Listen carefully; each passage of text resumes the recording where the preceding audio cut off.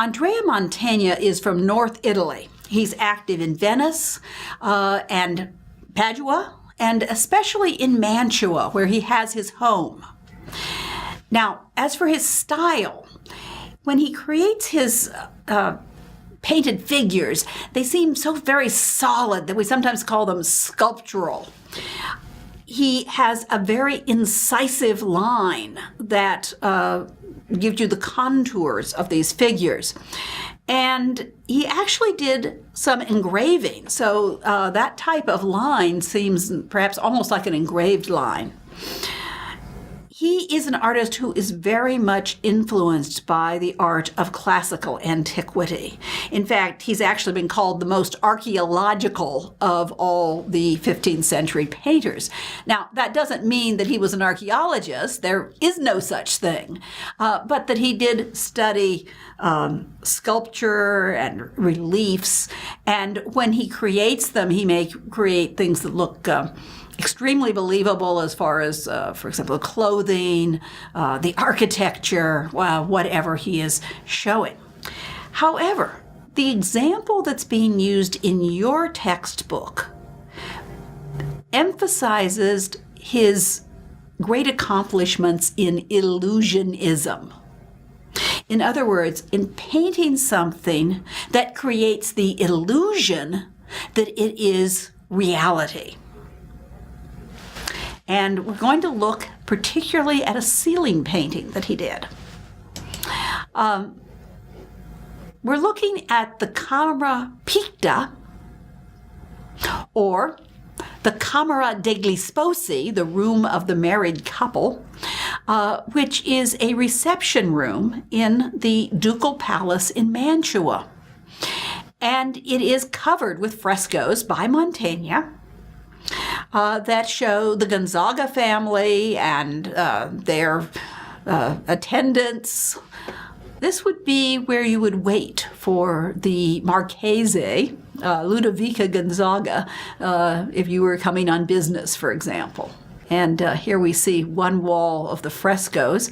We're not going to go into these really in detail, but I just might to point out something, that one of these frescoes, the one you're looking at on the far right, actually shows the 13-year-old son of Ludovico just after he's been made a cardinal of the church. Wonderful what money can do. The Camera degli Sposi, the room of the spouses, is named because it has a fresco showing Ludovica Gonzaga, the Duke or the Marchese of Mantua, his wife, Barbara of Brandenburg, and their children and their servants. But what we're going to look at is the ceiling. Now, this point of view is the lens distorts the ceiling. It makes the oculus in the middle look much larger than it is. But when you're in the room and you look up, you see an illusionistic oculus. Now, the word oculus just means eye in Latin, and it refers to these circular openings in the ceiling. You may remember there's one in the Pantheon. And so these circular openings that look up to the sky are called oculi, or one is an oculus. This picture gives you a better scale where you're looking straight up to it. And it is surrounded by roundels showing busts of different Roman emperors. But when you look right up into the center, you see a illusionistic oculus. It doesn't really open up to the sky. There aren't really people up there, but it gives you the illusion that they are. And we have a name for this. We call it di sotto in su, which means roughly looking up from under. And so we're looking up and we see these figures looking down at us. Now, as you can see, Mantegna is a master of both perspective and foreshortening. So the very intricate balustrade is rendered with the perfect perspective, you're seeing all of these figures as though we are on the ground and we're looking up, which is what we are doing, as though they were really there. So you see the maidservants looking down and smiling at us. You see a peacock who is perched on the edge of this railing. And then you see all of these little putti. Now, the putti are the little winged baby boys. They're derived from classical antiquity. You can think of them as little cupids. Of course, there was only one god, Cupid, but he had lots of little helpers who are called the Eros figures or the amours. In other words, the loves. So they're little loves. And they gave Cupid some help, I guess.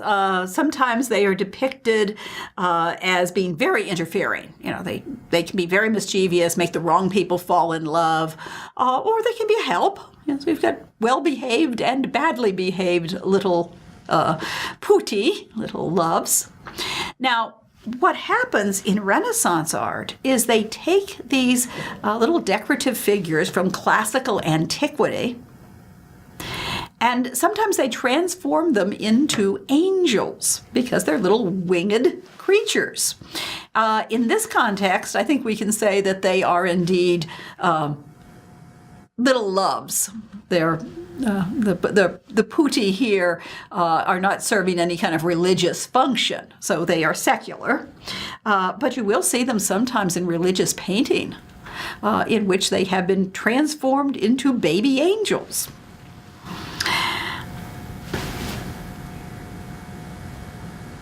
It's interesting because there is no particular subject of this. It's not a narrative. It's not the birth of Venus or a portrait of the Duke or a religious scene.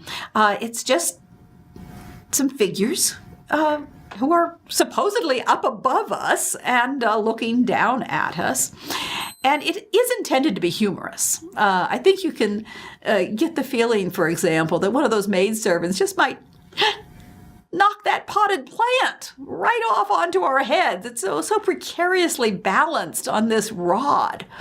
Or that maybe one of the putti might squirt something out at us. Or, oh, look at some of those poor putti. They've stuck their heads through the openings in the railing and they're stuck. So, you know, it really is something that you can look up at and enjoy looking at and marvel at the illusion that has been created. And one of the really important things about this is that it is one of the first times, if not the first time, that we see this kind of illusion as though the figures really are looking down at us, rather than just a painting on the ceiling where it's, you know, sort of, you know, anything's going on straight across, just like they would be if they were hanging on the wall. So this is very, very much ahead of its time. They do some more of these where they open up the whole ceiling and it looks like you're looking up from below. In the 1520s in Parma, Correggio does some illusionistic di sotto in su pictures. But mostly when they become just almost a characteristic of the period is in the 17th century. So we could say that Mantegna is the first to create these illusionistic ceiling paintings, and that he is way ahead of his time, in a sense. Now we want to look at work by Giovanni Bellini. Giovanni Bellini was Mantegna's brother-in-law. Mantegna married Giovanni's sister. And there is a whole family of Bellinis in Venice. So you must remember that he is from Venice. And that will become very important. There's his father, Jacopo, his older brother, Gentile, and Giovanni. Now, for the purposes of this class, if you have a question that answers Bellini, we're going to assume that it's Giovanni Bellini because he's considered to be the most famous and the most important of the Bellini families. He is from Venice. He's a Venetian painter. And Venice, of course, is this city of canals and waters. It's very cosmopolitan. Exotic goods, spices, and silks are brought in from the east, as far away as Cathay, as China. Or from Byzantium, or from the Ottoman Empire when Byzantium falls. So we often think of Venice as a city of color and light and vibrancy, and this is picked up in the art of the Venetian painters. Bellini painted with oil paint on panel. And he used the technique of oil glazes, where you're using translucent layers of oil paint, which leads to great richness of color and to luminosity, where the light can penetrate and shine off of your surface. Well, how did he learn to use oil paint? And of course, the answer is we don't really know. It's possible that he could have learned from Netherlandish examples, either artwork that came down into Italy, or even an artist, who came into Italy. But Vasari tells us that there was a specific artist named Antonello da Messina, who you can see from his name, he's from Sicily, this town of Messina in Sicily. And Vasari tells us that Antonello went to Flanders, where he learned the secret of oil paint, and then he returned to Italy. Now, we have works by Antonello da Messina, and they are very much influenced by Netherlandish art. And we also have a record that he spent, about a year and a half in Venice. And interestingly enough, it seems to be right about that time, right after that time, that we start seeing oil paint in Venice. So it is possible that Bellini learned from Antonello. So in a sense, directly from Netherlandish examples, or indirectly from an Italian artist who learned from Netherlandish examples. Bellini learned this technique. And it became very, very popular in Italy. Venetians become famous for their use of oil paint and of luminous color. And we'll see in the 16th century what they do, because they use a very different technique. They use oil on canvas. But for Giovanni Bellini, he's still painting with oil on panel. Now, I included this picture of the Madonna, which is not in your text, but just because the image that I had showed the richness of color. And now let's look at work by Giovanni Bellini of St. Francis of Assisi. This is actually in New York, in the Frick Museum. And it's known as St. Francis in Ecstasy. As you can see, there is St. Francis standing in this very naturalistic landscape. And that's very appropriate for a couple of reasons. One, St. Francis was known for his love of nature. He considered all created things to be our brothers and sisters. And he, of course, is the patron saint of animals. He's also been made the patron saint of ecology for modern times, even though they didn't have such a word in the 15th century or in the 13th century when St. Francis lived. But Venetian painters also become known for painting landscapes. And with Bellini, we see these landscapes in the background, but as you can see, it's a very beautiful and detailed landscape.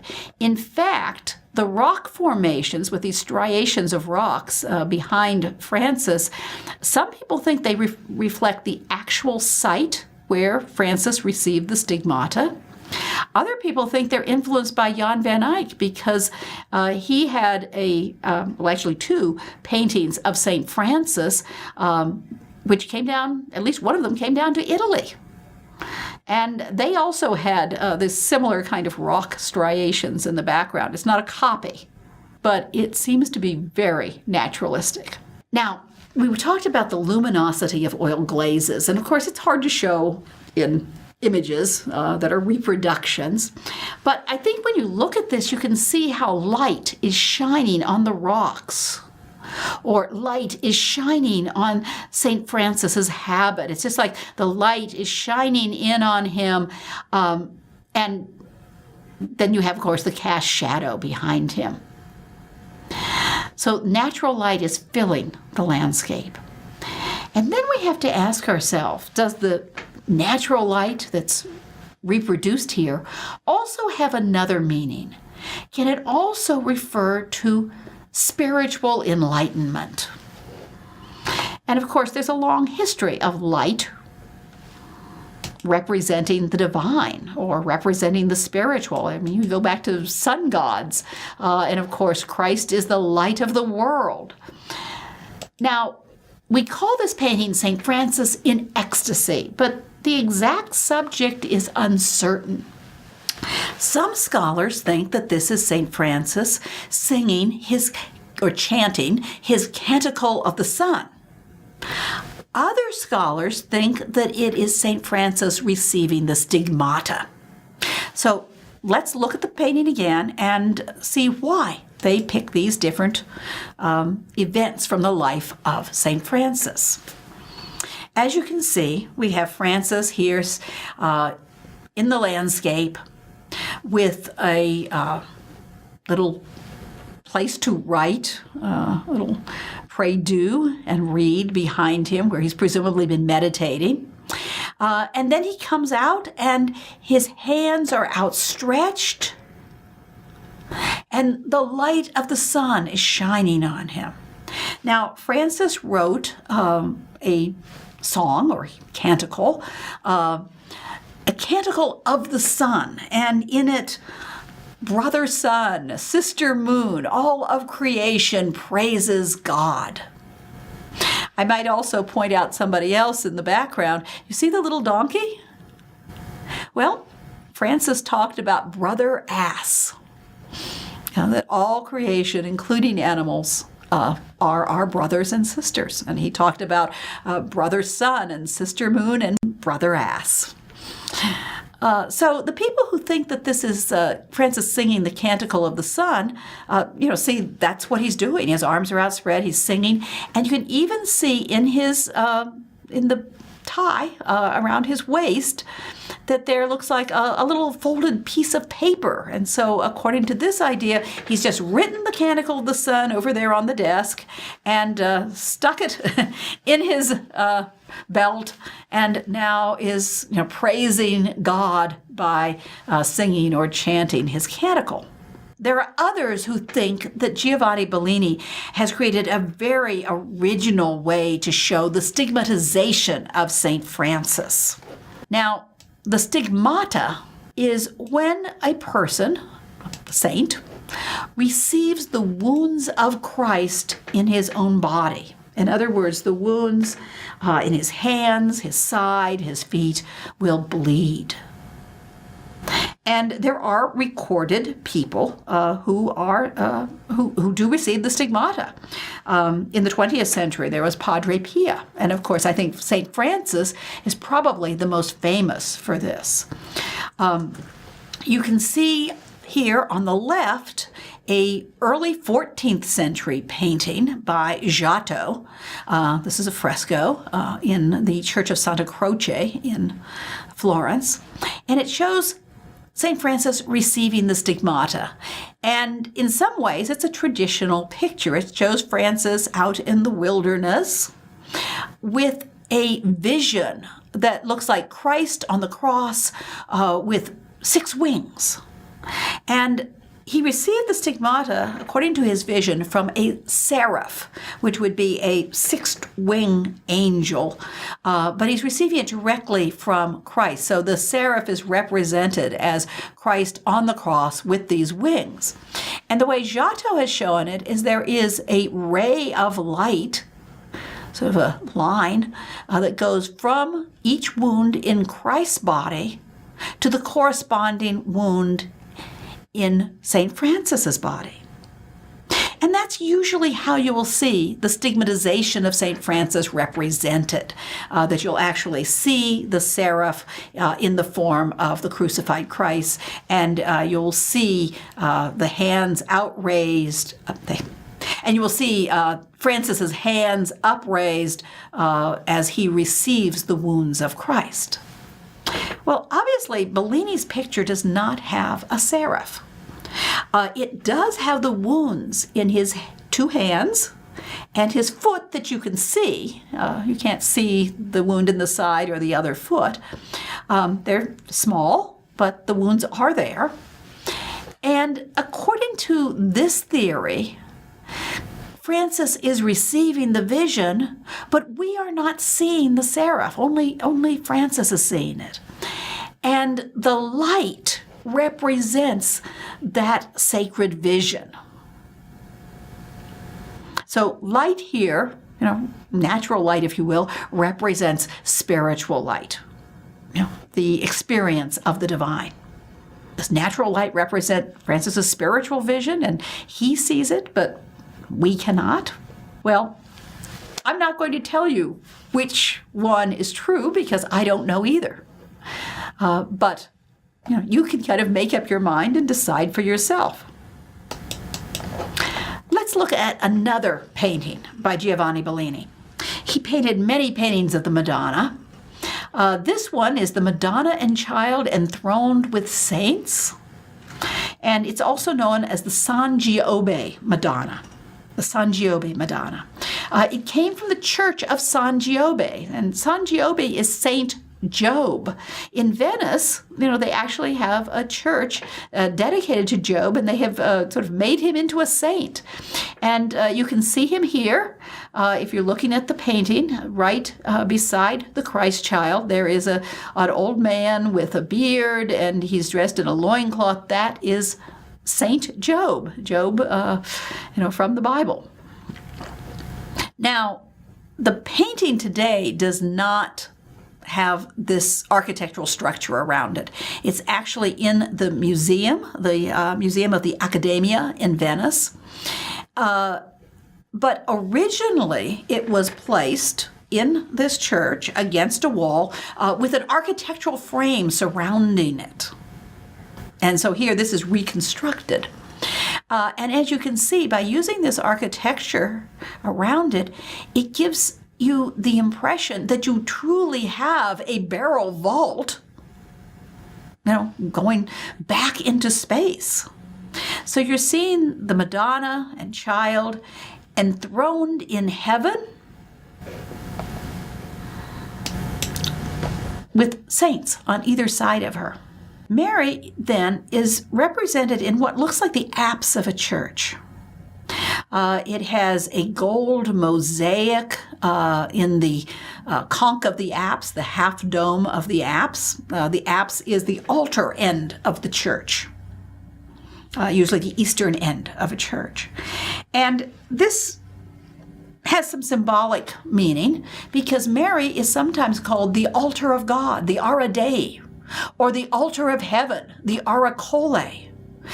And then Christ is the Eucharistic sacrifice on her lap. So she is the altar and he is the host. This is also known as a sacred conversation. In Italian, sacra conversazione. This is also known as a sacred conversation. In Italian, a sacra conversazione. So they're having this sacred conversation among the saints in heaven. The represented saints are from all different time frames. You can see Francis again, and just a little bit of John the Baptist, and then Job. And there is Saint Dominique, Saint Roch, and a bishop saint. It shows you oil paint on panel, ideal monumental figures, and as you can see, a beautiful symmetrical composition. A little bit enlivened by these musical angels who are seated on the steps of Mary's throne. And I thought, for color, I would also show you a somewhat later painting of the same general subject, a sacred conversation, Mary in the apse of the church. And this one's a little bit later. This is 1506, and it's in the church of San Zachariah. It still has its architectural construction, and I think this gives you an idea of the colors. You will not be responsible for the San Zachariah Madonna on your exam, of course. I'm only showing you things that are both in the text and that we have covered in class.